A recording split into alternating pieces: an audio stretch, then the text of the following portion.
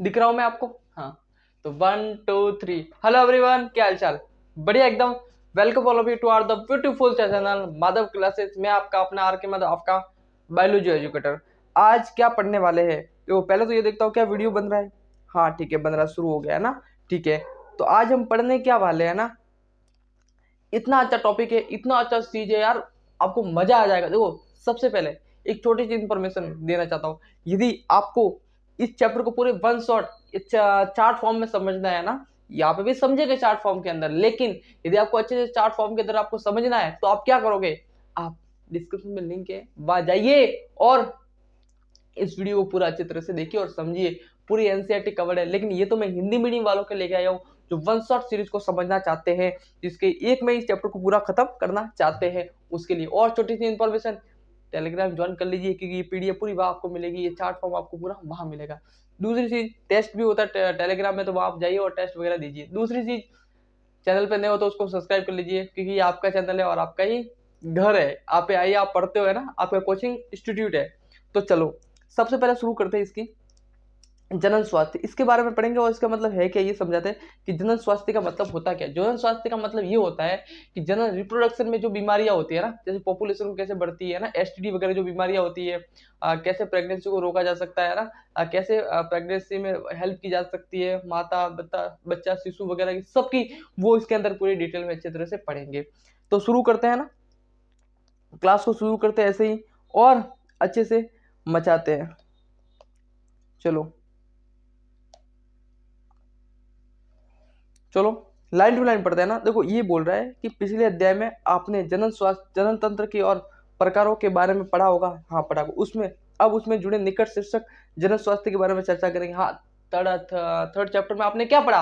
आपने ये पढ़ा कि यार रिप्रोडक्शन कैसे होता है, क्या होते हैं, क्या मेल रिप्रोडक्शन सिस्टम होता है, फीमेल रिप्रोडक्टिव सिस्टम क्या होता है, उसके बारे में पूरी डिटेल पढ़ी। लेकिन अभी उससे क्या, उससे जुड़े कुछ बीमारियां होती है ना, उसके जुड़े हेल्थ के बारे में पढ़ेंगे कि इस चीज से हेल्थ को क्या नुकसान हो सकता है, क्या फायदा हो सकता है, उसकी चीज में पढ़ेंगे। इससे जुड़ी जो समस्या है ना, उसके बारे में डिटेल करेंगे। इसीलिए उसको नाम बोला जनरल स्वास्थ्य, मतलब रिप्रोडक्टिव हेल्थ। ठीक है। दूसरा देखो, अब इस बोलेगा कि स्वस्थ जन अंगों के उसके माध्यम से हम पढ़ेंगे।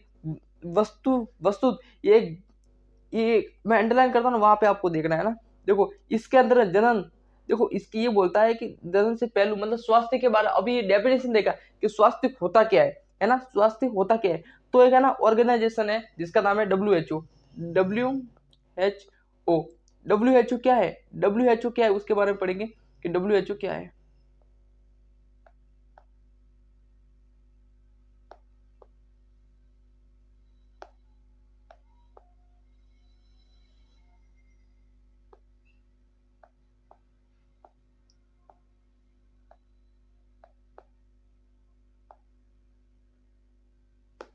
इसने दी थी डेफिनेशन ऑफ हेल्थ।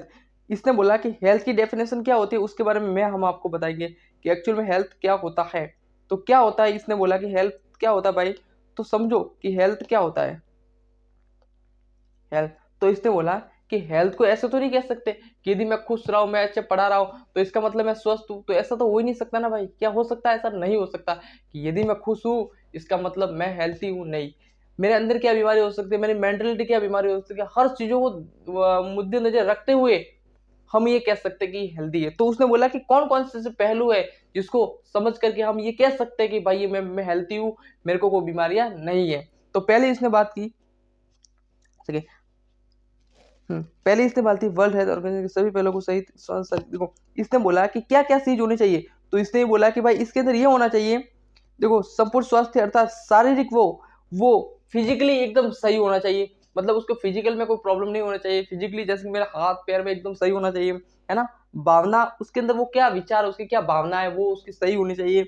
व्यवहार, उसको व्यवहार कैसा कर रहा है वो होना चाहिए, व्यवहारात्मक, है ना, वो होना चाहिए सही। दूसरी, सामाजिक स्वास्थ्य उसका सही होना चाहिए, ऐसे समाज का जननांग अंश रूप से, मतलब वो सोशली कैसे रहता है ना, समाज के प्रति वो कैसे रहता है, सोशली कैसा रहता है, हर चीज की एक मेच्योरिटी होनी चाहिए। हाँ, कहा जा सकता है। बस यही इसने बोला। कोई काम का नहीं आपके, ये कौन, काम की चीज इतनी है, काम की चीज इतनी है कि क्या होता है बोलो। काम की चीज क्या क्या है, काम की चीज ये है कि देखो, सबसे पहले बोला शारीरिक,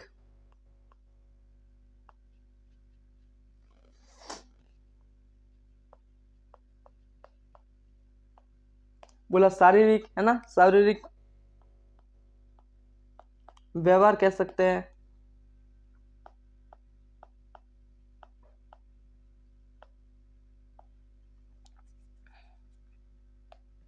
ये चीज, तीनों चीज उसके अंदर होनी। भावनात्मक भी ऐड कर दो, है ना,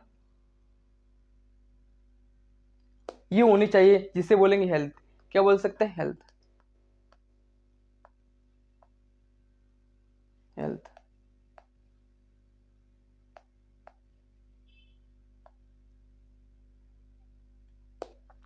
हेल्थ। तो इसको ये चीज होने इसके अंदर होनी ही चाहिए। बाकी इस पेज का कोई काम नहीं है, चाहे तो आप इसको ऐसे पकड़ के इसको मिटा भी सकते हैं। बाकी कोई काम का नहीं है ये पेज, है ना, कोई काम का नहीं है। ये आपको पेज याद होनी, ये लाइन आपको याद होनी चाहिए कि भाई इसका क्या मतलब होता है। ये लाइन आपको याद होनी चाहिए, ये लाइन आपको याद होनी चाहिए। क्या ये लाइन क्या है, मैंने क्या लिखी, इस लाइन को वापस मिटा के वापस लिख रहा हूँ, आपको दिख रहा होगा अभी, है ना, मैं यहाँ लिख रहा हूँ, साइड में लिख रहा हूँ, आपको दिख रहा होगा। मैं इसलिए बीच में से हटाऊं क्योंकि आपको दिखना बहुत जरूरी है, इसलिए मैंने मिटाया। चलो, इस चीज की क्या आपको याद होना चाहिए, इसके अंदर आपको क्या याद होना चाहिए, ये याद रखो कि जनरल स्वास्थ्य की परिभाषा किसने दी थी, स्वास्थ्य की, हेल्थ की परिभाषा दी थी डब्ल्यूएचओ ने। किसने दी? डब्ल्यूएचओ ने। और क्या कहा कि स्वास्थ्य क्या होता है, तो बोला कि शारीरिक और भावनात्मक और व्यवहारात्मक, व्यवहार कैसा कर रहा है ना, सामाजिक, ये अगर सिर्फ चीजें उसकी सही है तो उसको बोल सकते हैं हेल्थी, है ना, ये बोला। चलो आगे बढ़ते हैं, दूसरा पॉइंट, दूसरा पॉइंट, जनन स्वास्थ्य समस्या उसकी कार्यनीति। जनन स्वास्थ्य समस्या है उसकी कार्य, जनन का स्वास्थ्य और उसकी समस्या क्या, उसकी और उसकी कार्यनीति क्या होती है, ये पढ़ेंगे। विश्व में, ये देखो ये अच्छी बात है, सबसे अच्छी है ना बात, ये नहीं है कि भाई जो हमारे जो पूरे पूरे विश्व में है ना, हमारा भारत ही ऐसा देश था जिन्होंने इस मुद्दे पर टॉपिक उठाया और कदम उठाया ना, इस मुद्दे पर बात की। हमारा भारत ही एक ऐसा देश था जिसने इस मुद्दे की बात की, है ना, इस मुद्दे की बात की, बाकी तो किसी ने की नहीं। तो पूरे भारत ही एक ऐसा देश था जिसने बात की और बोला कि भाई इसके बारे में बात करनी अति आवश्यक है ना, इसके बारे में बात करनी अति आवश्यक है। और सन, मुझे लगता है सन 1951 में, है ना, ऐसे कुछ वो चलाए, कैंप वगैरह चलाए, इसमें एनसीईआरटी में दिया हुआ होगा, है ना, कैंप वगैरह चलाए, जिससे घर घर जाकर, स्कूलों में जाकर के ये बताया कि यार ये चीजें करने से हमारे क्या फायदा हो सकता है और क्या नुकसान हो सकता है। रुको मैं पानी लेने जा रहा हूँ एक बार, है ना, मेरे को प्यास लग गई।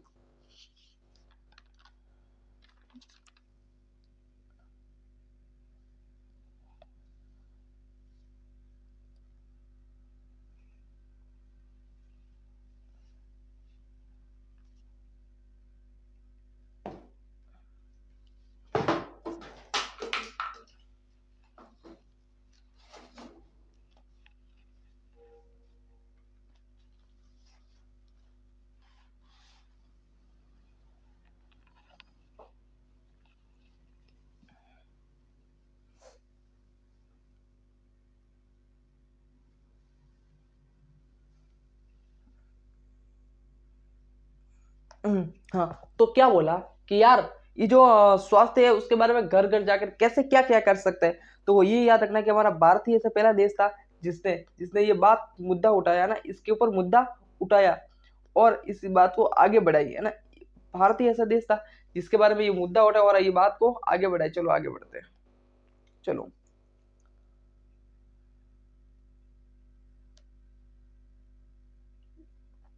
चलो, क्या बोला इसने? हम्म,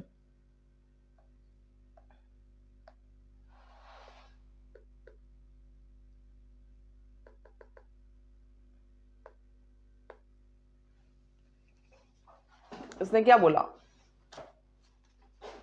मुद्दा उठाकर बोला क्या, है ना, मुद्दा उठाकर कुछ ना बोला होगा। हाँ, तो क्या बोला? कार्यक्रमों और कार्यक्रमों की शुरुआत की। इन कार्यक्रमों में परिवार नियोजन के नाम से जाना जाता है। इस कार्यक्रम को किस नाम से जाना जाता है? परिवार नियोजन। किस लिए? इसने क्या बोला? इन्होंने बोला कि बार ऐसे जनन करते रहेंगे तो बहुत सारे ऐसे परिवार हो जाएंगे और पूरे भारत में आपको पता ही है हर छठा आदमी भारतीय, है ना, हर छठा आदमी भारतीय, पॉपुलेशन बहुत बढ़ जाएगी, पॉपुलेशन बहुत बहुत बहुत बढ़ जाएगी। तो इसलिए उन्होंने क्या बहुत सारे कार्यक्रम चलाए ना, जिसे एक कार्यक्रम का नाम दिया, एक कार्यक्रम का नाम दिया परिवार नियोजन अब परिवार परिवार कल्याण भी हो गया। क्या हो गया? अब परिवार कल्याण भी हो गया है के नाम से जाना जाता है। इसकी शुरुआत मैंने बोला था 1951 1950 में की थी, 1951 में की थी। पिछले दशकों में समय समय पर इसका अवधिक मूल्यांकन किया गया। जनन संबंधी और अवधिक क्षेत्रों को इसमें सम्मिलित करते हुए बहुत उन्नत व्यापक कार्यक्रम फिलहाल जनन एवं बाल स्वास्थ्य सेवा कार्यक्रम आरसीएच के नाम से प्रसिद्ध है। बहुत सारे कार्यक्रम चलाए जिसमें से एक पहला था परिवार नियोजन। क्या नाम था इसमें से? एक क्या था? परिवार नियोजन।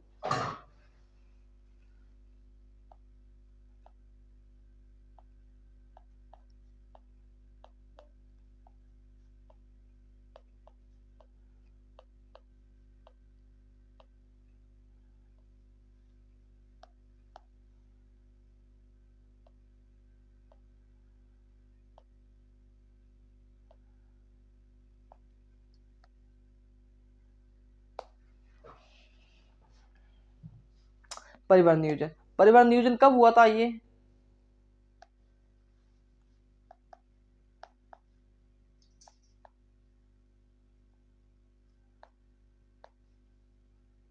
नाइनटीन 51 में ये परिवार नियोजन हुआ था।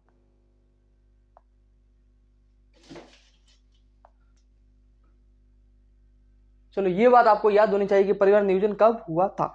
ठीक है, ये हो गया। दूसरा एक एक और प्रोग्राम चला है जिसे बोलते हैं आरसीएच। आरसीएच की फुल फॉर्म कोई बता सकता है? क्या मुझे कोई आरसीएच की फुल फॉर्म को बता सकता है? जल्दी जल्दी, क्या मेरे को कोई आरसीएच की फुल फॉर्म बता सकता है? RCH.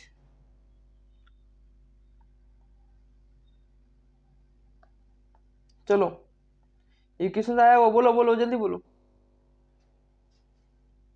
RCH programme, comment box में आंसर दो कि आरसीएच की फुल फॉर्म क्या है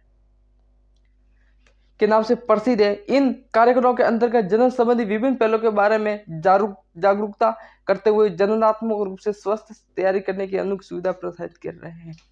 क्या होता है ये आरसीएच प्रोग्राम में? ये होता है कि यार मैंने जो मेरा लेक्चर आपने देखा होगा है ना, मेरा लेक्चर आपने अगर ढंग से अटेंड किया होगा तो मैंने पूरी फुल फॉर्म बताई थी। आरसीएच क्या होता है, ये क्या होता है, क्या नहीं होता, ऐसे चीजों को आपको पता होना चाहिए कि यार ये चीज क्या है, मैं क्या बोल रहा हूँ, है ना। तो कमेंट बॉक्स में जिसने मेरा ये वन शॉट वाला सीरीज देखी होगी उसको सब पता होगा। ये सब उसको हलवा लग रहे होगा, यार सर क्या बता रहे हो, उनको तो ये बोरिंग लग रहा होगा क्योंकि मैंने बहुत बहुत बहुत बहुत बताया। तो आरसीएच की फुल फॉर्म में लिख लेता हूँ ना इधर।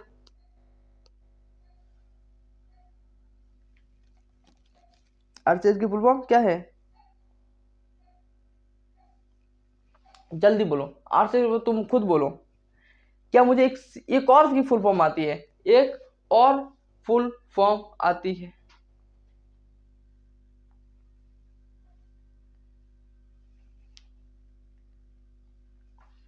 बोलो। ये है रिप्रोडक्शन। रिप्रोडक्शन राइटिंग तो देख लेना भाई, है ना।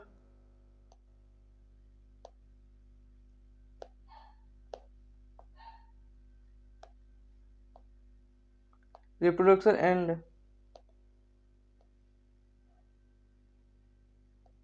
चिल्ड्रन या चिल्ड जो भी कह सकते हो, हेल्थ प्रोग्राम पीछे कुछ भी लगा सकते हो ना, प्रोग्राम वगैरह आप लगा सकते हो। नहीं लगाओगे तो ये हो जाएगा। तो ये आरसीएच प्रोग्राम, आरसीएच प्रोग्राम वगैरह हुई, फैमिली प्रोग्राम हुआ, इस नाम दे दिया, इस फैमिली प्रोग्राम को नाम दे दिया आरसीएच। क्या नाम दे दिया? आरसीएच के नाम से प्रसिद्ध है। ठीक है, दूसरा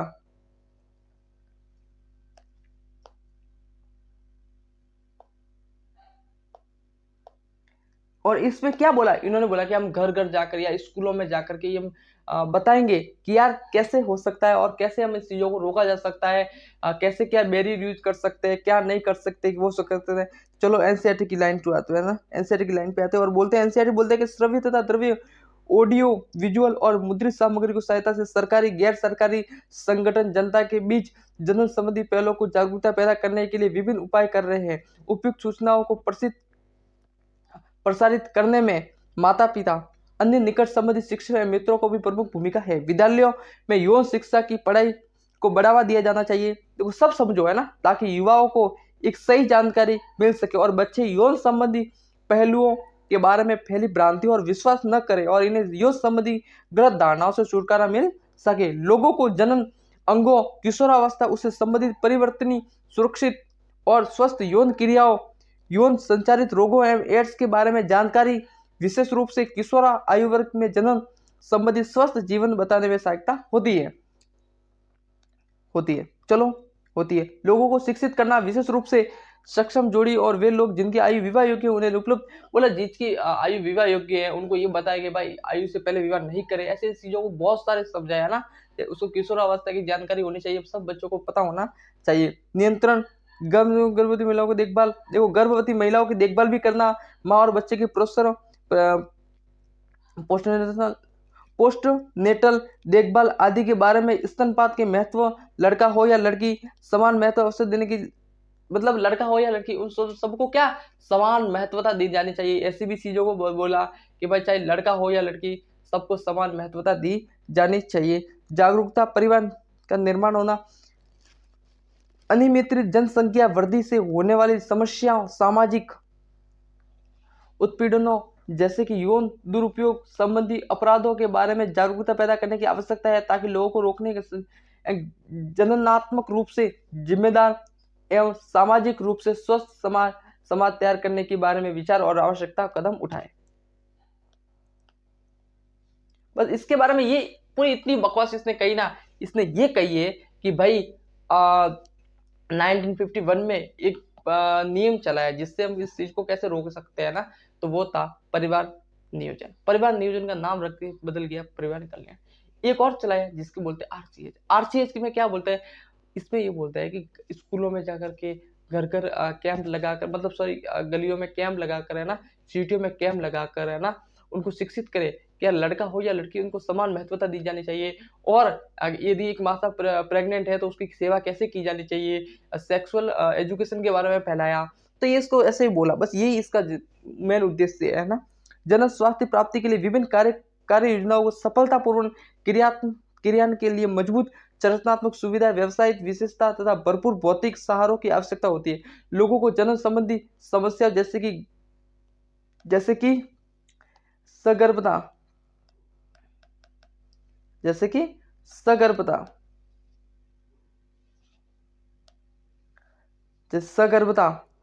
प्रसव संचारित रोगों, गर्भपात, गर्भ निरोधक, ऋतुस्राव, महावारी संबंधित समस्याओं, बद्धता, बाजपन आदि के बारे में शिक्षित देखभाल उपलब्ध करवाना आवश्यक है। मतलब उन्होंने ये बताया कि जो जिसको बच्चा नहीं होता उनको क्या क्या हो सकता है, क्या क्या नहीं हो सकता है। पीरियड, महावारी जो आती है लड़कियों को, पीरियड वगैरह, वो चीज क्या होती है, गर्भ निरोधक क्या होती है, गर्भपात क्या होता है, उसके बारे में समझे। समय से बेहतरीन तकनीकी नई कार्यों के बारे में करने की आवश्यकता होती है और बहुत सारी तकनीकों के बारे में जानने की आवश्यकता होती है, ताकि लोगों को अधिक सुचारू देखभाल और उसकी सहायता की जा सकते। और बढ़ती मादा भ्रूण हत्या की कानूनी रोक के उलूबेदन, मतलब एमनियोसिंथेसिस। अभी एमनियोसिंथेसिस नाम आया आपका है ना, क्या आया, एमनियोसिंथेसिस एक वर्ड आया, उसका क्या मतलब मैं आपको समझाता हूँ कि एमनियोसिंथेसिस होता क्या है। एमनियोसिंथेसिस एक वर्ड आया इधर है ना, दिख रहा है, ये एमनियोसिंथेसिस। ये एमनियोसिंथेसिस क्या होता है, ये क्या होता है, पूरी गुणसूत्र वितरण के आधार पर है ना, उसको मैं तुमको एक चीज समझाता हूँ। इसको इस पॉइंट को है ना एक बार अंडरलाइन कर दो, क्योंकि ये बहुत काम का है,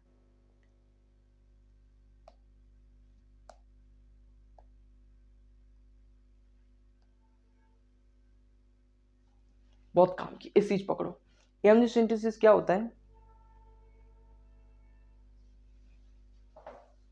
इधर आ जाता है ना मैं।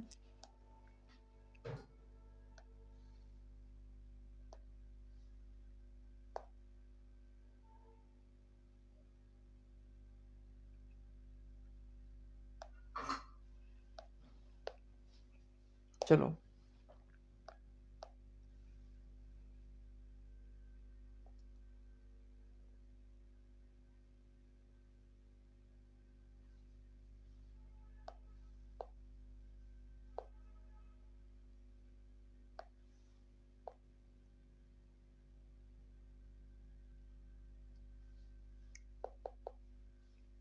ये क्या बना दिया, मैं ऐसे ही बनाया। एक बार मान लो कि किसी की बच्चा है ना, ये लड़का है ना, अब क्या है वो तो बाद में पता चलेगा, लड़का है या लड़की है। एक बार सोच लो, ये बच्चा है।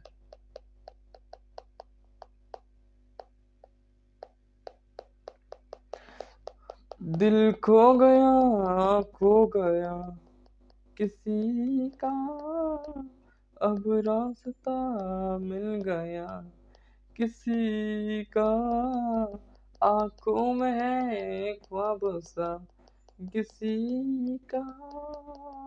चलो, ये क्या है? ये क्या है? ये एमनियोसिंथेसिस के बारे में बताओ कि एमनियोसिंथेसिस होता क्या है।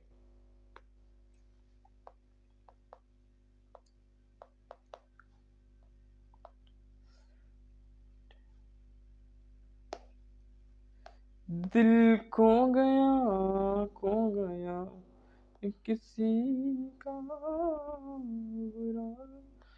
चलो, एमनियोसिंथेसिस होता क्या है ये चीज मैं आपको समझा। देखो वर्ड आया, देखो मैं सच बता रहा हूँ, ये पूरी बकवास थी। मैंने समझा दे क्या होता है क्या नहीं होता, मैंने पॉइंट लिखा दे कि कब ये हुआ था, है ना, पूरी चीज समझा दी। लेकिन ये जो बकवास थी ना, उसको छोड़ करके एक चीज जो आती है ना, यहाँ से क्वेश्चन बनता है, यहाँ से नहीं पूछेगा कि अच्छा इसमें क्या दिया था, वो नहीं पूछेगा। पूछेगा क्या पता, जो ये चीज तू यहाँ से तुम भागोगे, जो भागोगे ना वही पकड़ूंगा, है ना। और एनसीईआरटी को पूरी समझाओगे, ऐसे एनसीईआरटी को समझोगे। जो चीज आया मैंने पकड़ा कर समझा दिया कि एक्चुअली वो होता क्या है ना। मैं छोड़ सकता था कि एमनियोसिंथेसिस क्या होता है, मैं आपको बोल सकता था कि एमनियोसिंथेसिस ये होता है, लेकिन मेरा फर्ज था कि आपको पूरी समझाऊं, इसीलिए मैं पूरा समझा रहा हूँ। ये जो होता है ना, ये तू अंदर जाना भाई।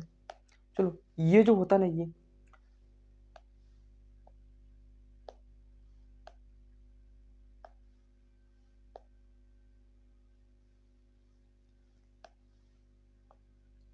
होता है एमनियोटिक फ्लूइड। क्या होता है? Amniotic fluid.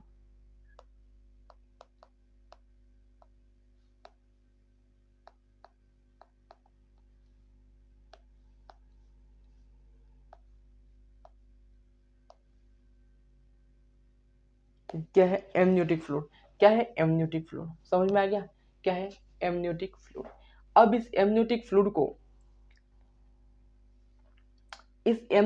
को क्या करते हैं, बाहर निकालते हैं।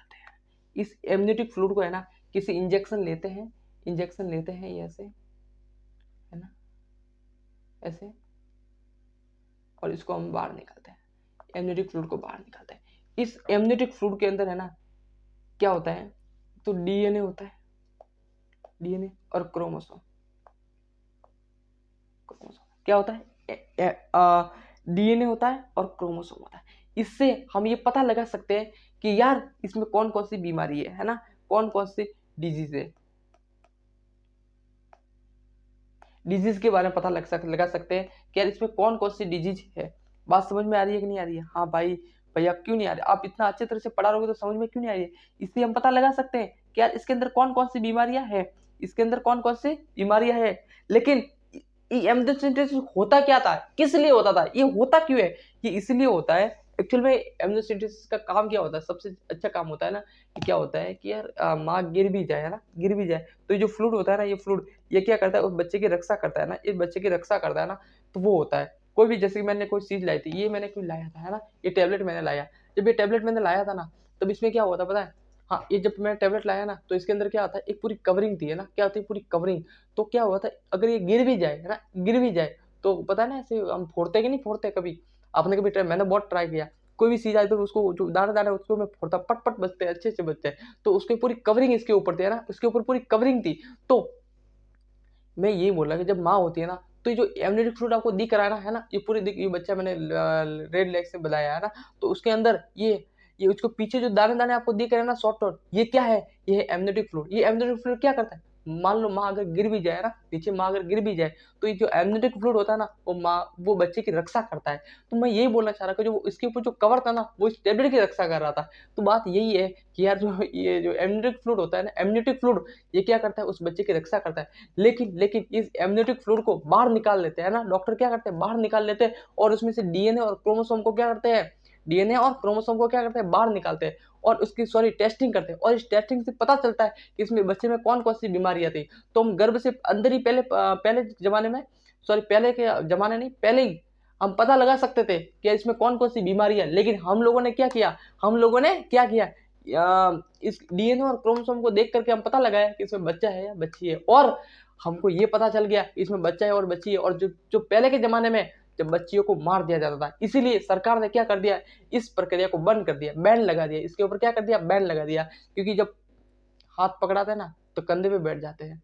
बीमारी पता लगाने के लिए ये चेक करते थे, और जब पता चलता है कि लड़की है उनको पहले ही मार दिया जाता था, है ना। तो इसीलिए इसको बंद कर दिया सरकार ने, क्या कर दिया, बंद कर दिया। चलो आगे बढ़ते हैं। हाँ, तो हम टॉपिक क्या थे, हाँ आपको ये समझ में आ गया एमनियोसेंटेसिस होता क्या है, बात समझ में आ गई। हाँ भाई, बात समझ में आ गई, ठीक है। तो मैंने लिखा है वर्तमान व्रण में चारों और उल वेदन तरल में गुणसूत्र, ठीक है। चलो, व्रणी लिंग निर्धारण, लिंग परीक्षण, वैधानिक प्रतिबंधन, व्यापक बाल प्रतिकृषण, टीका आदि कुछ महत्वपूर्ण कार्यों में शामिल किया गया है। जन संबंधी विभिन्न छात्रों अनुभव अनुसंधान को बढ़ावा दिया जाता है और सरकारी तथा गैर सरकारी एजेंसियों इन नई तकनीक तलाशने की विद्यमान को बेहतर बनाने का नाम काम करती है। क्या आप जानते हैं कि सहेली नामक गर्भ निरोधक गोली की खोज लखनऊ के केंद्रीय औषध अनुसंधान central drug research institute CDRI ने की थी। ये तो बात देखो, अभी मैं लिखा हो गया, अभी मैं आपको लिखा हो कैसे ये होता, अरे होता है क्या, लिखा हो पढ़ो ना यार, है ना। मैं क्या लिखा हूं तुमको, तो समझो। सवाल नहीं आएगा इससे बाहर, या सवाल नहीं आ सकता। मैं जब एग्जाम होगा ना भाई, जब एग्जाम होगा ना, तो मैं यहाँ से दिखाऊंगा कि ये सवाल आया यहाँ से, और मैं स्लाइड में जो पढ़ा रहा हूँ ना वही से सवाल आएगा। इस चैप्टर में मैं गारंटी देता हूँ, इस चैप्टर से आपकी क्वेश्चन बाहर नहीं जाएगा। चलो चलो भाई, जल्दी चलो, चलो चलो चलो आगे बढ़ते हैं। क्या बोला इसने, इसने बोला है कि नई तलाशने की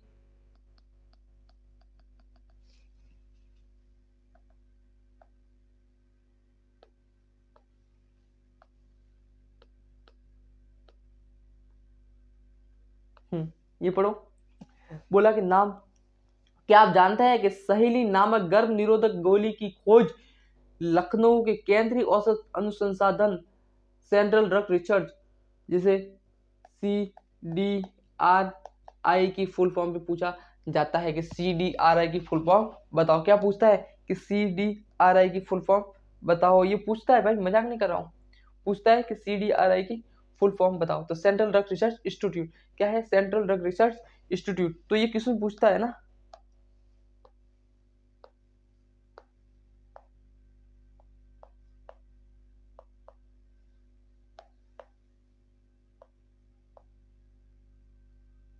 ये। चलो आगे बढ़ते हैं। यौन संबंधित मामलों के बारे में बेहतर जागरूकता, अधिकांश संख्या में शिक्षिता सहायता प्राप्त, बेहतर प्रोत्साहन, देखभाल की माता शिशु मृत्यु दर गिरावट आई, लघु परिवार वाले जोड़ों की संख्या बढ़ी, यौन यौन संचालित लोगों की सही जांच पड़ताल तथा देखभाल, और कुल मिलाकर सभी यौन समस्या हेतु बढ़ी हुई चिकित्सा सुविधा का होना आदि समाज के लिए बेहतर जन स्वास्थ्य की ओर संकेत देता है। लेकिन इसने बस ये बोलना ये चाह रहा है कि यार हम लोगों ने जो जन RCH प्रोग्राम चलाया है ना, परिवार कल्याण, परिवार नियोजन वगैरह चलाया, उससे काफी हद तक सही हुआ। लेकिन ये जितना हमें जिससे उम्मीद थी ना उतना नहीं हुआ, है ना। जितना था ना उतना नहीं हुआ। तो इसने बोला कि जनसंख्या विस्फोट और जन्म नियंत्रण कैसे किया जा सकता है, जनसंख्या विस्फोट और जन्म नियंत्रण कैसे किया जा सकता है।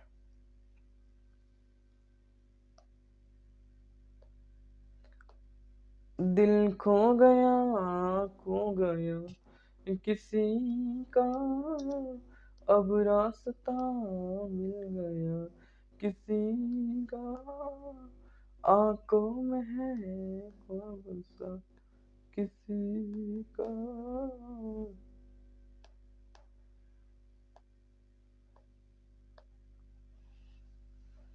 चलो इसके इसके इस टॉपिक को पढ़ते हैं अच्छी तरह से, है ना। चलो, जनसंख्या विस्फोट और जन्म नियंत्रण, जनसंख्या विस्फोट और जन्म नियंत्रण क्या है। तो पिछली शताब्दी में दिए गए विभिन्न क्षेत्रों में चहुमुखी विकास में लोगों के जीवन स्तर पर बहुत रूप से महत्वपूर्ण सुधार आया, है ना। हालांकि बेहतर जीवन दशाओं के विशेष व्यापक सुविधाएं की वृद्धि में विस्फोट प्रभाव डालती है। देखो, ये याद रखो, सवाल मिलता है भाई, सवाल तो यहाँ से मिलता है। मजाक तो मैं कभी नहीं करता, है ना, मजाक तो बिल्कुल नहीं करता, और कभी करता ही नहीं हूँ, और करूंगा भी नहीं। सन 1900 में, है ना, 1900 में, ई में विश्व की जनसंख्या लगभग 2 अरब थी। सवाल यहां से आते हैं, मतलब 20 मिलियन थी, सन 2000 में तेजी से बढ़कर 6 अरब हो गई, मतलब 60 मिलियन हो गई, 6,000 मिलियन हो गई, कितनी हो गई, 6,000 मिलियन हो गई। ठीक यही यही प्रवृत्ति भारत में भी देखी गई, यस देखी गई। हमारी जनसंख्या देश की आजादी के समय कितनी थी, 350 मिलियन थी, लेकिन अर्थात 35 करोड़ थी। वह सन 2000 ई में जनसंख्या तेजी से बढ़कर मतलब दर से 1 अरब मतलब 10,000 मिलियन हो गया ना, सॉरी 1000 मिलियन से ऊपर चली गई। इसका मतलब है कि आज दुनिया का हर छठा आदमी क्या है, मैंने पहले ये बात बताई कि दुनिया का हर छठा आदमी क्या है, भारतीय। बस मैं जहां अंडरलाइन करता हूँ उतना पढ़ना है, और पढ़ना मतलब क्या, वैल्यू याद करनी है, ज्यादा नहीं पढ़ना है, ज्यादा नहीं पढ़ना है। इसकी पीडीएफ में आपको देखूंगा, जो मैं क्रॉस करता हूँ वो तो पढ़ना ही नहीं है, समझना है ना, समझना है। इसका कारण मृत्यु दर में गिरावट, इसका कारण मृत्यु दर में गिरावट, ये पढ़ने हैं आपको, सब पढ़ने हैं ना, ये सब पढ़ने हैं आपको। मृत्यु दर में गिरावट, मातृ मृत्यु दर, शिशु मृत्यु दर, है ना, की कमी के साथ जनसंख्या के लोगों की संख्या में वृद्धि हो रही है। हालांकि हमने अपने जनन एवं बाल स्वास्थ्य सेवा कार्यक्रम के माध्यम से जनसंख्या वृद्धि में कमी तो की, लेकिन यह नाम मात्र की थी। 2001 ईस्वी में की जनगणना के अनुसार लगभग वृद्धि 1.7 अर्थात 1000 से 17 व्यक्ति प्रति वर्ष थी। यद्यपि इस वृद्धि दर में 33 वर्षों के दौरान हमारी जनसंख्या दोगुनी हो सकती है। इस प्रकार की चेतावनीपूर्ण वृद्धि दर से मूलभूत आवश्यकताओं का नितांत अभाव हो सकता है, जैसे कि अन्न, आवाज, कपड़े आदि।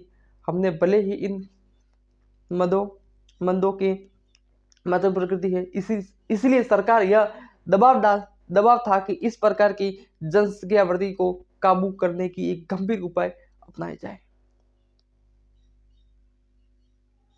इस प्रकार की समस्या को निपटने के लिए एक महत्वपूर्ण उपाय था कि लघु परिवार को बढ़ावा देते हुए गर्भ निरोधक उपाय अपनाने की प्रेरित किया जाए। आपने शायद संचार माध्यमों के विज्ञापनों के साथ सुखी परिवार को प्रदर्शित करने की हुई पोस्ट देखे हुए, बस कुछ नहीं, हम दो हमारे दो, वो बोला कि यार क्या करना चाहिए, तो खुशहाल जोड़े के साथ बच्चों को परिवार हम दो हमारे दो, है ना, हम दो हमारे दो के नारे से प्रसिद्ध किया, और हम दो हमारे दो प्रसिद्ध नारा अपनाया। विवाह की इन्होंने बोला कि यार बहुत सारे ऐसी चीजों को नहीं रोका जा सकता, इसने इतनी थी, मतलब वैल्यू आपको बता दी कि इतनी में इतनी थी, इतने में इतनी थी, इतने में इतनी थी, इतने में इतनी थी, पूरी बता दिया। इस चीजों को पढ़ना, बाकी नहीं पढ़ना। पारी देखो, दिख रहा है कि नहीं दिख रहा है, क्या आपको मेरी बात दिख रही है, अच्छी तरह से दिख रही है, क्या चीज आपको अच्छी तरह से दिख रही है, क्या चीज पूरी पूरी झूम करके दिखा दिया ना, क्या चीज आपको दिख रही है अच्छी तरह से, लो भाई दिख रही है, लो भाई दिख रही है, दिख रही है, ये वैल्यू आपको याद करनी है। और हम दो हमारे दो का नारा एक चला था, वो भी आपको याद करना है। ये चीज पूरी अच्छी तरह से पढ़ेंगे आज मचा देंगे भाई, आज तो मचा ही देंगे।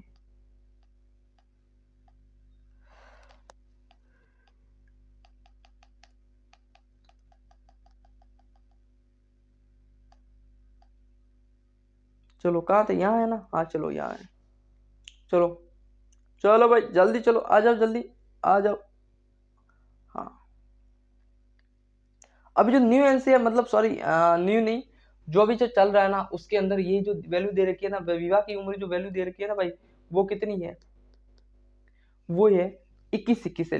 लेकिन अभी एनसीईआरटी में 18 दी हुई है, तो आपको 18 ही पढ़नी है। ठीक है, मतलब इन्होंने विवाह की भी उम्र जो है ना वो अच्छी तय की कि यार इतनी विवाह की उम्र होनी चाहिए जिससे रोक सकते हैं भाई, है ना। जल्दी देखो भाई, जल्दी विवाह होगा तो जल्दी से रिप्रोडक्शन के प्रोसेस करेंगे, और जल्दी रिप्रोडक्शन करेंगे तो उनका अच्छा जल्दी होगा। तो जब विवाह की उम्र को कम मतलब बढ़ा दिया जाए तो बाद में विवाह करेंगे, और जब बाद में करें तो कुछ हद तक उसको रोक सकते हैं ना। तो इसलिए हमको किया सुनिश्चित इस समस्या से निपटने हेतु लघु परिवार की इस मतलब समस्या से निपटने के लिए लघु परिवार मतलब छोटा परिवार के लिए जोड़ों के प्रोत्साहित किया। आइए यहाँ पर कुछ सामान्य तौर पर इस्तेमाल होने वाले गर्भ निरोध के बारे में चर्चा करेंगे। अब जितना करना था ना उतना कर दिया कि भाई हम दो हमारे दो, परिवार कल्याण, परिवार नियोजन, आरसीएच प्रोग्राम, है ना, बहुत सारे ऐसे प्रोग्राम चलाए जिससे हम रोक सकते हैं और इनको पॉपुलेशन को कम किया जा सकता है। लेकिन उससे भी कुछ हद तक सही हुआ भाई, उससे भी क्या हुआ, कुछ हद तक सही हुआ। लेकिन आखिर में साइंटिस्ट लोगों ने बोला कि अब तो यार गर्भ निरोधक वगैरह जो होती है उससे हम एक बार कर ले, उससे एक बार हम कर ले, जिससे सही किया जा सकता है ना, सही किया जा सकता है। तो क्या किया इन्होंने, ऐसा किया इन्होंने, क्या किया कि एक आदर्श गर्भ निरोधक, इन्होंने बोला जो गर्भ निरोधक होगा ना वो आदर्श होना चाहिए, आदर्श गर्भ निरोधक। क्या बोला कि आदर्श गर्भ निरोधक के बारे में जानना कि क्या होता है गर्भ निरोधक, क्या होता है भाई, मुझे एक बात बताओ, जल्दी जल्दी बताओ कि गर्भ निरोधक क्या होता है। गर्भ निरोधक क्या होता है? जो गर्भ को रोके भाई, है ना, जो रोके।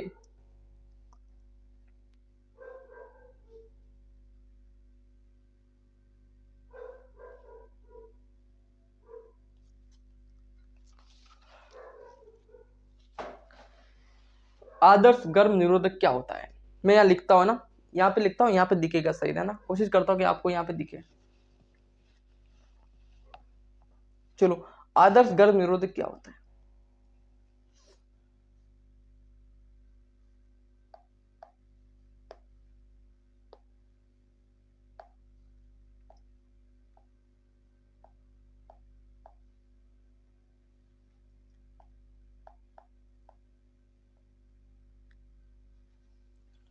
उसको जल्द फ्रेंडली यूज होना चाहिए, क्या फ्रेंडली यूज यूज होना चाहिए, मतलब जल्द, ऐसा कोई वो यूज में इतना कोई वो नहीं होना चाहिए, नॉर्मल होना चाहिए ना।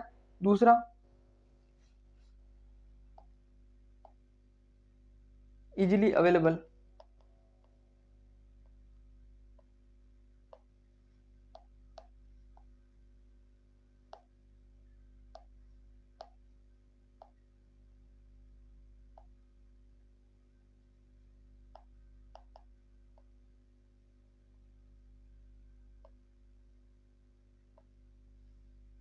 मतलब इसने बोला कि ऐसा भी होना चाहिए कि उसको, है ना, ऐसा नहीं होना चाहिए कि मैं वहां गया और मेरे को वो मिला ही नहीं, है ना, ऐसा नहीं होना चाहिए।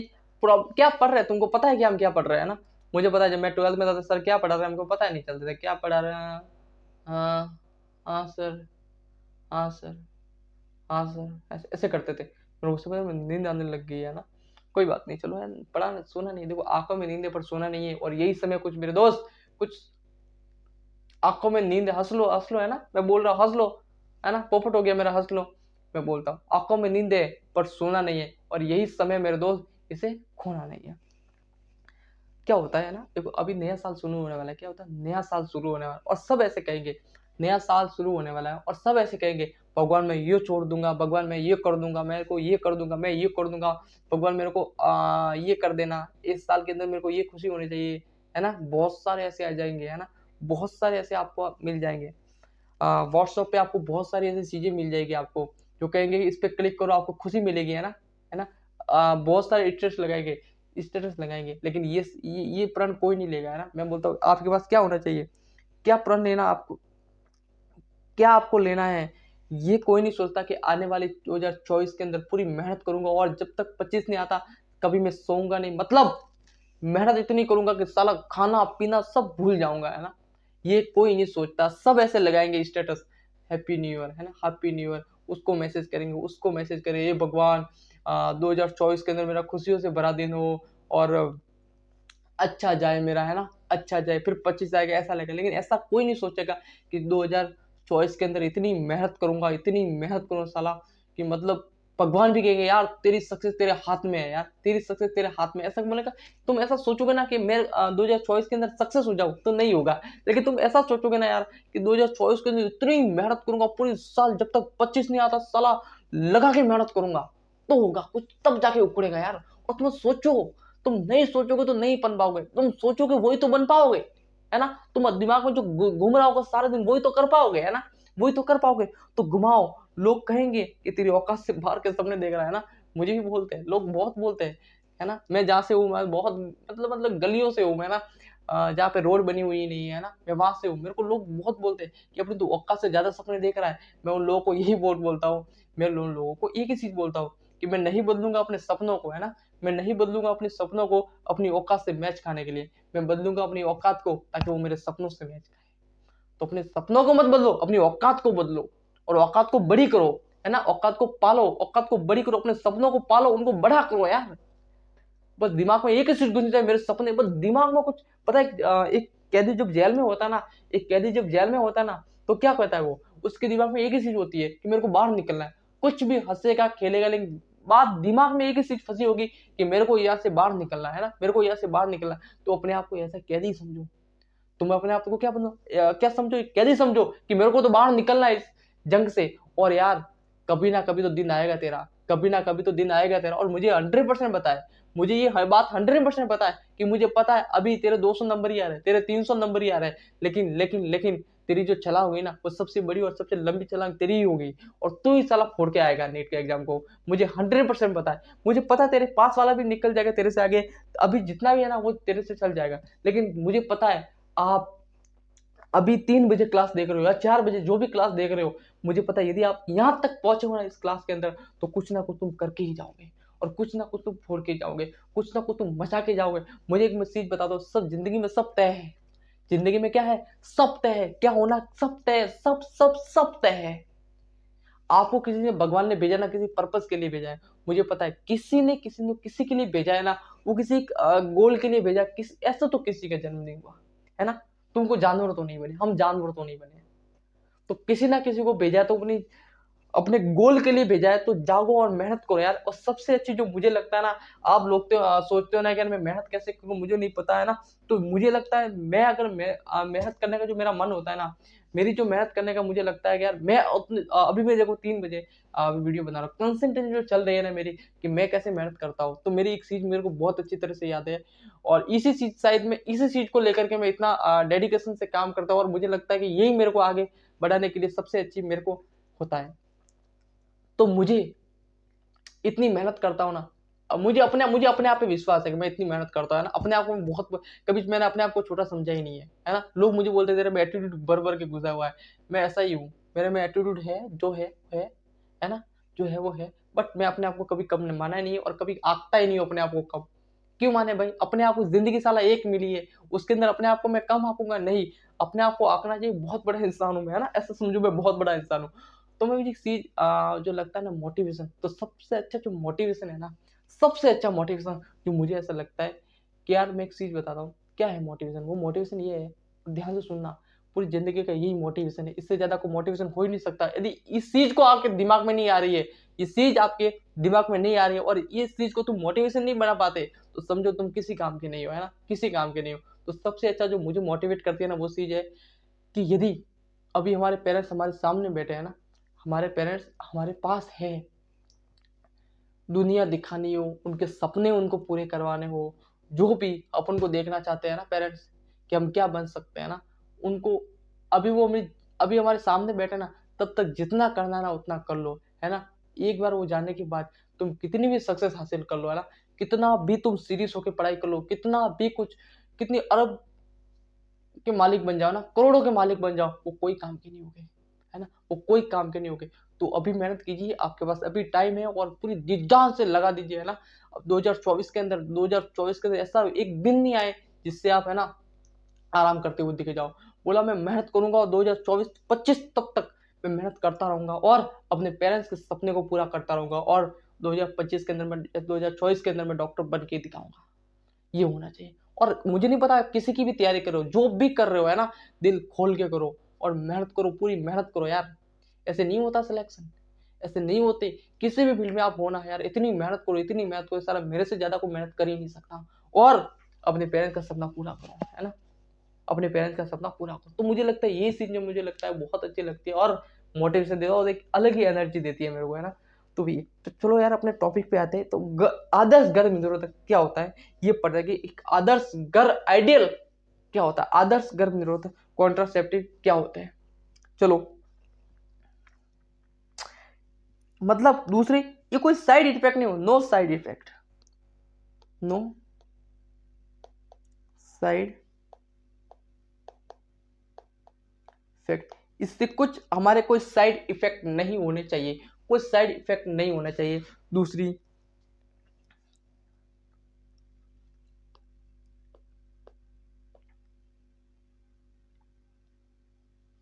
ये रिवर्सिबल होना चाहिए, मतलब उसको वापस यूज कर सकते, मतलब सॉरी उसको वापस निकाल सकते हैं।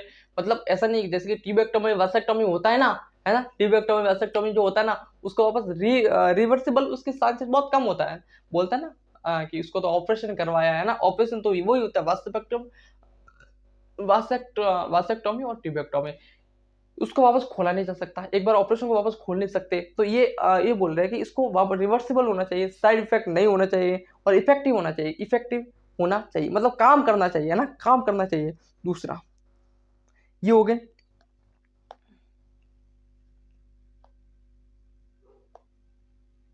ये होना चाहिए। चलो चलो भाई आगे बढ़ते हैं। ये तो देख लो क्या क्या होना चाहिए। आइडियल आइडियल गर्भ निरोधक क्या, आदर्श गर्भ निरोधक क्या होती है, देख लो। यूज फ्रेंडली होना चाहिए, इजीली अवेलेबल होना चाहिए, नो इसके साइड इफेक्ट नहीं होना चाहिए और रिवर्सिबल होना चाहिए ना, रिवर्सिबल होना चाहिए। बात समझ में आ गई, सभी पॉइंट समझ में आ रहे हैं कि नहीं आ रहे? सही है। ये दिख रहा है कि नहीं दिख रहा आपको, ये दिख रहा है कि नहीं दिख रहा है ये? चलो बहुत टाइम हो रहा है ना। चलो मेरी आदत है कि मैं ना अच्छे से पढ़ाता हूँ। चलो आदर्श गर्भ निरोधक, आदर्श गर्भ निरोधक प्रयोग से हितों में रक्षा करने की आसानी से उपलब्ध प्रभावी जिसका कोई अनुभवी प्रभाव दुष्प्रभाव नहीं हो। तो देखो मैंने पूरा पॉइंट लिखा दिया ना, ये मैंने पूरा पॉइंट आपको मैंने अच्छी तरह से लिखा दिया।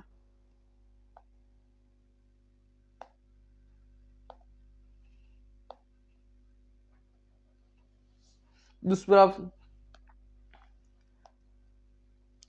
लिखो,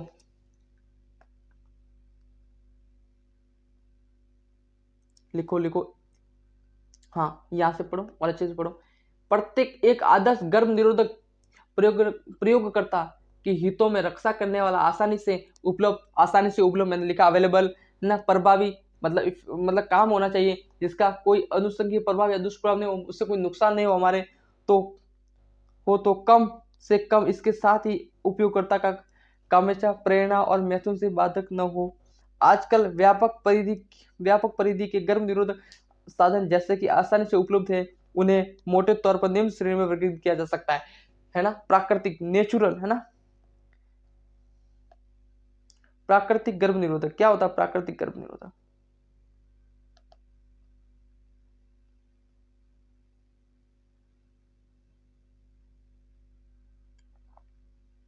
ये रहा, प्राकृतिक गर्भ निरोधक।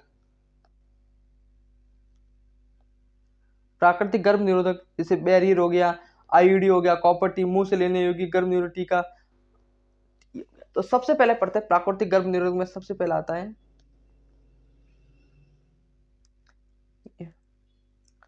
ये ये सबसे पहले ये आता है, ये विधिया प्राकृतिक गर्भ निरोधक में सबसे पहले क्या आता है ये विधिया अंडाणु, ओवम और शुक्राणु को संगम को रोकने के पर कार्य करती है। क्या नाम है इसका? बताओ बताओ जल्दी, नाम क्या है इसका? कॉन्डम की बात कर रहे हैं हम, पुरुष के लिए कॉन्डम है ना। क्या प्राकृतिक ये विधिया अंडाणु और प्राकृतिक होते क्या है ना, ये पढ़ रहे हैं। ये विधिया अंडाणु और ओवम शुक्राणु को रोकने में, सगम को रोकने में सिद्धांत पर कार्य करती है। इसमें उपाय आवधिक संयम है। कैलेंडर है ना, कैलेंडर पीरियड क्या होता है जिसमें एक दंपति, सबसे पहले बात करते हैं इसकी आवधिक संयम मतलब कैलेंडर पीरियड क्या होता है। कैलेंडर पीरियड जिसमें एक दंपति, याद रखो, पॉइंट लिखो और समझो क्या बोला है, जिसमें एक दंपति महावारी के 10वें से 17वें दिन के बीच अवधि में मैथुन से बचती है। मतलब इसने बोला है कि 10वें से और 17वें मतलब 10 से 70 डेज के बीच में वो सेक्सुअल कांटेक्ट नहीं करेगी तो उसको बच्चा वापस नहीं होगा। मतलब क्या होता है, मैं सीधी भाषा में समझाता हूँ, एक एक चीज देखो। मैंने बोला एनसीईआरटी की लाइन टू लाइन समझाऊंगा, तो लाइन टू लाइन देखो, एनसीईआरटी की लाइन टू लाइन समझा रहा हूँ। वो क्या बोल रहे हैं, वो एनसीईआरटी ये बोल रही है कि यदि किसी माता को बच्चा और नहीं चाहिए, मतलब उसको बाद में चाहिए, उसको अभी नहीं करना, बात करो उसका मन ही नहीं है, और उसको सेक्सुअल कांटेक्ट करना है लेकिन बच्चा भी नहीं करना, तो उससे क्या होगा, उससे ये होगा कि यदि वो उसके जो पीरियड के जो दिन होते हैं ना, पीरियड के जो दिन होते हैं उसके 10वें से 17वें मतलब 10 से 17 दिन के बीच में यदि वो सेक्सुअल कांटेक्ट नहीं करती है तो वो बच सकती है ना, 25 से 10 से। लेकिन एक स्क्रब बन के ऐसे मजा नहीं आता सर, एक चीज हमको समझाओ है ना, चीज हमको समझाओ। तो मेरा क्या, मैं तो जल्दी जल्दी बताऊंगा और एक अच्छा सा समझा दूंगा आपको।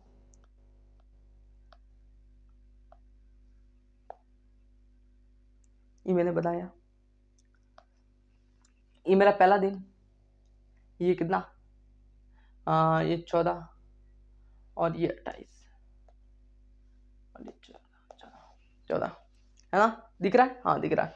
ये 28, ये पहला दिन, और ये 14 और ये 28 दिन। ठीक है, ये 28 दिन हो गया। दिख रहा है नहीं दिख रहा है, दिख रहा है नहीं दिख रहा है, बोलो भाई दिख रहा है कि नहीं दिख रहा है? हाँ दिख रहा है, दिख रहा है, दिख रहा है। ठीक है, ये हो गया। देखो 2 3 4 5 6 7, ये यहाँ पे 10, सॉरी यहाँ पे 10 11 12 13 14 15, यहाँ पे 17। इस दिन की यदि ये बचती है, इधर से बचती है, ये पीरियड से तो बचती है ना, बचती, यहाँ पे वो सेक्सुअल कांटेक्ट नहीं करती है, तो यहाँ पे करती है, तब ये बच्चा होने की संभावना नहीं हो सकती, बच्चा होने की संभावना नहीं होती। लेकिन ये काम कर नहीं देती, क्यों? क्योंकि हर का मेस्ट्रुअल साइकिल ये तो नहीं हो सकता ना भाई, मेस्ट्रुअल साइकिल इस सबका तो एक सेम नहीं हो सकता ना, इसीलिए ये काम नहीं करती है। चलो कोई बात नहीं, आगे पढ़ते और समझते हैं इसके बारे में क्या है। एक दंपति 17 दिन के, मैंने बताया ना, दंपति 17 दिन के बीच अवधि के दौरान मैथुन से बचने से अंडोत्सर्ग की अपेक्षित अवधि मानते हैं।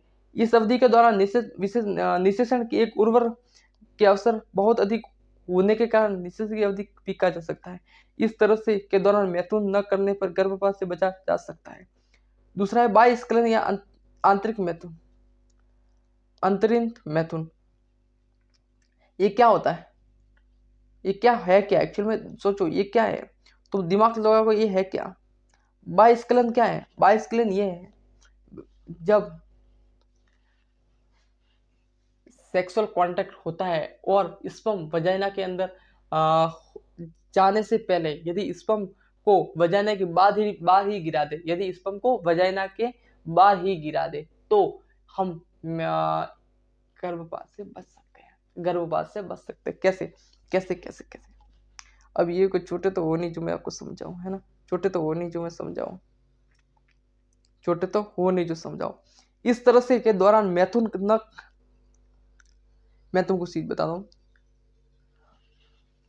भाई, स्खलन होता क्या है, सीधी सी भाषा में समझाता हूँ, समझना है, क्योंकि अभी तुम शर्म करोगे तो कोई मतलब ही नहीं है भाई, शर्म करोगे तो मतलब ही नहीं है ना।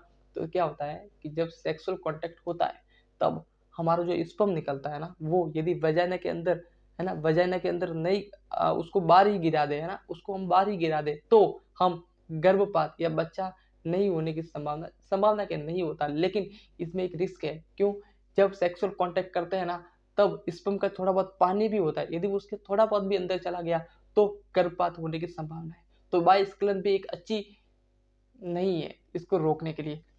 लेकिन अभी एनसीईआरटी की भाषा, मैंने मेरी भाषा में समझा दिया, अब एनसीईआरटी की भाषा में समझाते कि एक्चुअल में क्या बोल रहा हूँ। मैं बोल रहा हूँ कि बायस्खलन क्या होता है ना, बायस्खलन क्या होता है, यह आंतरिक मैथुन की एक अन्य विधि है जिसमें पुरुष या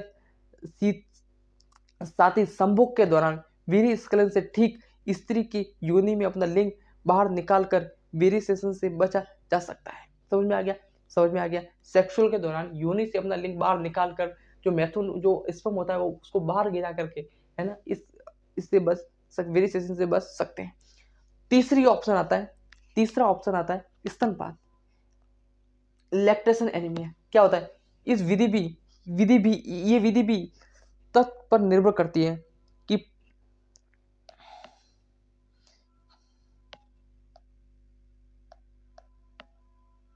कि प्रसव के बाद स्त्री द्वारा शिशु को भरपूर स्तनपान कराने के द्वारा अंडोत्सर्ग की आवर्त चक्र शुरू नहीं होता। इसीलिए जितने दिनों तक माता शिशु को पूर्ण स्तनपान कराना जारी रखती है, इस दौरान शिशु को मां के दूध के अलावा ऊपर से पानी या अतिरिक्त दूध भी दिया नहीं जा चाहिए। इस अवधि 6 से, ये अवधि जो है ना, स्तनपान की अवधि पूछ सकता है आपको, स्तनपान की अवधि कितनी होती है? 6 से 4 माह की होती है। इस गर्भपात के अवसर लगभग शून्य होते हैं, गर्भपात के लगभग शून्य होते हैं, है ना। इस विधि के बाद ज्यादा से ज्यादा 6 माह तक की अवधि का कारगर मानी जा गई है। अब इसमें किसी दवा वगैरह, अब जितने भी हमने अभी तक पढ़े हैं ना, जितने भी अभी तक पढ़े, उसमें कोई दवा के वगैरह कोई आवश्यकता नहीं है। इसके दुष्प्रभाव लगभग शून्य है, इससे कोई दुष्प्रभाव, मतलब 99.9% इसके कोई साइड इफेक्ट नहीं है। लेकिन इसमें सबसे बड़ी चीज, इसमें असफल रहने की काफी बड़ी होती है, मतलब इससे है ना असफल रहने की जो संभावना है वो काफी काफी काफी बड़ी होती है। लेकिन अभी अभी जो पढ़े ना वो नुकसान भी नहीं है, और ज्यादातर है ना इससे सफल ही होता है ना, काम सफल हो जाता है। रोज सबसे आता है रोज, जिसमें कॉन्डोम वगैरह हो गया, लड़की का कॉन्डोम हो गया है ना, हमारा हो गया है ना, मेल और फीमेल का हो गया, क्या होता है रोज मतलब बैरियर। विधियों में के अंतर्गत रोधक साधनों के माध्यम से अंडाणु और शुक्राणु को भौतिक रूप से मिलने से रोका जा सकता है। भौतिक रूप से मतलब फिजिकली रोकते हैं उसको, फिजिकली हम रोकते हैं ना। इस दीवार हो गया तो फिजिकली हो गया, एक दीवार को कैसे आड़ी आती है वैसे आता है ना। हम अंदर घुस रहे कमरे के अंदर है ना, और गेट बंद कर दिया, हम जा सकते हैं क्या? नहीं जा सकते। तो वही बोल रहा है कि हम फिजिकली इसको कैसे रोक सकते हैं, फिजिकली कैसे रोक सकते हैं, फिजिकली कैसे रोक सकते हैं। तो ये हो गया। इस प्रकार के उपाय पुरुष और स्त्री दोनों के लिए उपलब्ध है, मतलब ये पुरुष और महिला दोनों के लिए उपलब्ध है। जैसे कि पहला हो गया कॉन्डम। कॉन्डम क्या होता है?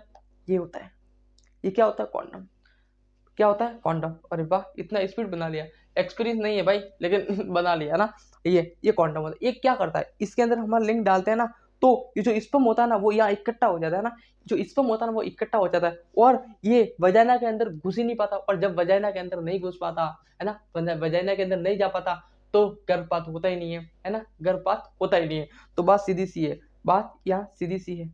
चलो आगे बढ़ते हैं। आदि रोधक उपाय हैं जिन्हें पतली रबड़ या लैक्टेस में बनाया। इसको ये सवाल आता है कि इस जो कॉन्डम होता है उसको कैसे बनाया जाता है? पतली रबड़ या लैक्टेस से बनाया जाता है। किससे बनाया जाता है?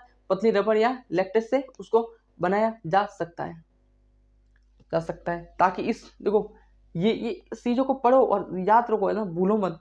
पतली रबड़ या लेटेक्स से बनाया जाता है, ताकि इस दौरान इस उपयोग से पुरुष के लिंग की कोई को हानि नहीं होगा ना, उस समय में पहले ठीक रख दिया जाए। ये गर्भपात को बचा जा सकता, ये गर्भपात को बचा सकता है। पुरुषों के लिए कॉन्डम में मशरूम ब्रांड नाम निरोध काफी लोकप्रिय है। याद रखना है, जो मैं अंडरलाइन करता हूँ वो याद रखना, याद रखना। निरोध एक ब्रांड का नाम है, कॉन्डम में सबसे अच्छी जो ब्रांड है ना वो है निरोध, है ना। हालांकि ये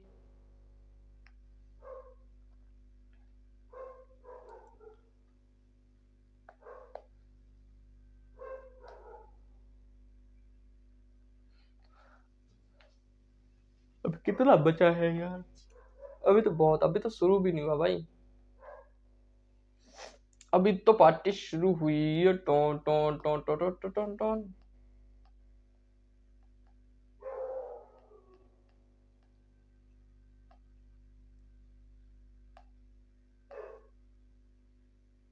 चलो, वर्षों में कॉन्डम के उपयोग में तेजी से वृद्धि हुई, लेकिन क्योंकि इसमें गर्भ गर्भधारण के अलावा यौन संचारी रोगों तथा एड्स के से बचाना बचाना जैसे कि अतिरिक्त लाभ है। स्त्री एवं पुरुष दोनों की कॉन्डम उपयोग के बाद फेंकने वाले होते हैं, सही बात है। इन्हें सभी ही लगाया जा सकता है और इन तरह उपयोगकर्ता की गोपनीयता बनी रहती है, सही बात है ना। डायफ्राम, गर्भपात ग्रीवा, टोपी, बोल्ट आदि भी रबर के बने होते हैं, रोधक है, जो स्त्री के जन्म मार्ग के सहवास के रूप के पूर्व में गर्भाशय ग्रीवा को ढकने के लिए लगाए जाते हैं।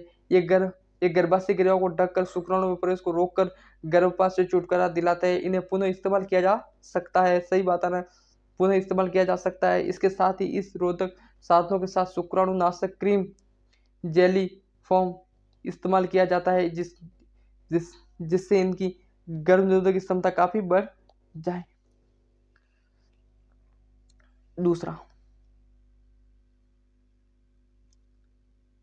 लेकिन ये कॉपर टिक क्या करता है भाई? ये कॉपर टिक करता क्या है? ये जो स्पर्म होता है ना, स्पर्म, उसकी जो स्पीड होती है उसको कम कर देता है भाई। ये जो स्पर्म की है ना स्पीड जो होता है उसको कम कर देता है। ऐसे क्वेश्चन आए तो उसको डरना नहीं है, उसको पकड़ना और पकड़ना है। एनसीईआरटी में दिया हुआ है ना, दिया होगा तो मैं आपको बता दूंगा, ठीक है। भारत में दूसरी प्रभावी लोकप्रिय विधि है गर्भाशय युक्ति, इंट्रा यूटेरिन डिवाइस, है ना, आईयूडी। क्या बोलते हैं इसको? आईयूडी। हेडिंग डालो, हेडिंग डालो भाई, आईयूडी हेडिंग डालो, इंट्रा यूटेरिन डिवाइस। सवाल बहुत बार पूछा है इसको, है ना, बहुत बार, मजाक मत करो, है ना, बहुत बार पूछा इस सवाल। और फिर सवाल आएगा तो मैं सवाल आएगा तो ऐसे ही कहेंगे। मैं तुमको तो ऐसा अच्छे तरह से पढ़ाता हूँ, मैं तो देखो मारवाड़ी हूँ ना, हमारे टीचर बहुत अच्छे मारवाड़ी है ना, जो मतलब ऐसे कॉमेडी बहुत बहुत करते हैं ना, बहुत बहुत बहुत अच्छी कॉमेडी सर करते हैं ना क्लास के अंदर।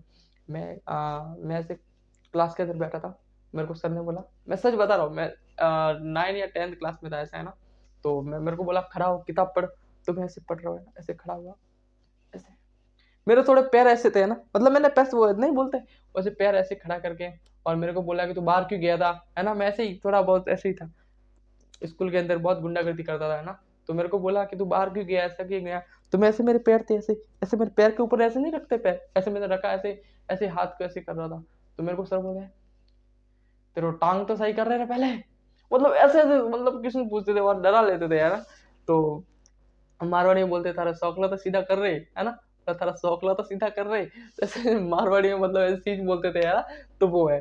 तो तुमको तो इतना अच्छे तरह से पढ़ा रहा हूँ यार मैं, है ना, तुमको तो कितना अच्छी तरह से मैं पढ़ा रहा हूँ, तो पढ़ो यार, पढ़ो है ना, क्या करो,